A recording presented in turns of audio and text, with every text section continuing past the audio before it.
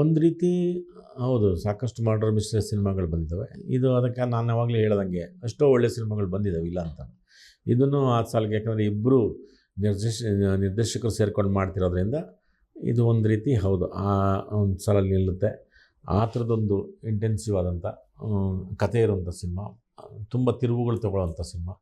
ಬರೀ ಕೊಲೆಯಾಗಿ ಉಳ್ಕೊಳ್ಳಲ್ಲ ಈ ಸಿನಿಮಾ. ಅದರದ್ದು ಹಿಂದೆ ಯಾರು ಯಾಕೆ ಮಾಡ್ತಾರೆ ಈ ಕೊಲೆಗಳನ್ನು ಅಂಥ ಸಂದರ್ಭ ಏನು ಬರುತ್ತೆ, ಹಂಗಂದ್ಬಿಟ್ಟು ಕೊಲೆ ಮಾಡ್ಬಿಡೋದಾ? ಈ ಥರದವೆಲ್ಲ ಎಷ್ಟು, ಈಗ ನನಗೊಂದು ಪಾತ್ರ ಮಾಡ್ಬೇಕಾದ್ರೆ ಎಷ್ಟು ಪ್ರಶ್ನೆಗಳು ಹುಟ್ಟಾಕಿದೆಯೋ ಅದೇ ಥರದ್ದು ಪ್ರೇಕ್ಷಕರಿಗೂ ಅದು ಚರ್ಚೆ ಅನಿಸುತ್ತೆ, ವಾದ ಅನಿಸುತ್ತೆ. ಆಮೇಲೆ ಅವರೇ ಅದನ್ನ ಸಮರ್ಥನೆ ಮಾಡ್ಕೋತಾರೆ, ಇಲ್ಲ ಅವ್ರು ಅಲ್ಲಿಗೆ ಎಳಿತಾರೆ, ಇಲ್ಲ ಇದಂಗೆ ಇಷ್ಟು ತುಂಬ ಪ್ರಶ್ನೆಗಳನ್ನ ಹುಟ್ಟಾಕುವಂಥ ಸಿನಿಮಾ. ಹಾಗಾಗಿ ಇದು ಒಂದು ಯಾವುದೇ ಒಂದು ಸಿನಿಮಾ ಮಿಸ್ ಆಗ್ಬಿಡ್ತು ನೋಡಬೇಡಿ, ಮಿಸ್ ಮಾಡ್ಕೋಬೇಡಿ ಅಂತ ನಾವು ಹೇಳ್ತೀವಿ.